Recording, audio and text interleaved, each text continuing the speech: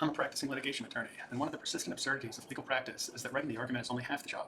Before a brief can actually be filed, someone still has to format it, paginate it, build the caption and heading structure, generate the tables, check the citations, verify the authority, collect the authorities, verify quotations, review the links, and package the final documents. OpenCounsel turns that fragmented manual process into a controlled production system.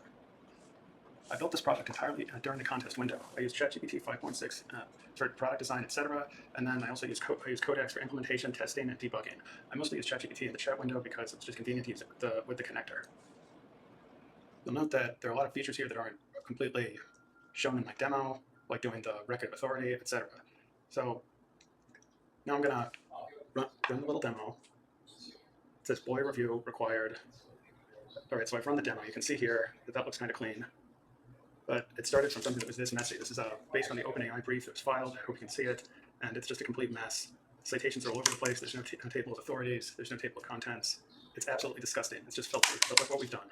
Now here's the proper caption. The caption was proper before, but we need a table of contents that looks proper. And this one does. It's absolutely lovely.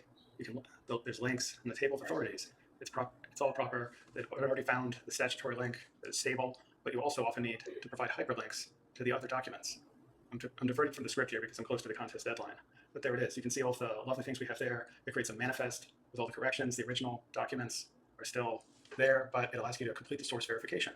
That's where it'll give you a manifest so you can download from Lexis or Westlaw or whatever, all of the pertinent materials. So we'll hyperlink them, and eventually we're going to have more features so we can actually check the veridicality of the sites. Does it support the proposition, etc. That's a harder problem. But here we're just doing TOA links. So I am uploading the files that have been prepared for this, the mock fixture litigation files, and I will upload those. And now we'll hit verify source PDF. So now it's found one of the links, the bound volumes, Ashcroft v. Iqbal, and it will link that, although it's not completely shown in this demo. Oops, I slipped down there. And you can see it now is showing that all of these sources have been verified. It's looked at the PDFs and verified them. So that's very lovely. Instead of having to manually link all of these. And now we'll go back. It's not showing here, but actually if you download the PDF, it has linked at least the stable SCOTUS source here, and it can link many others. There's the hash-bound transformations.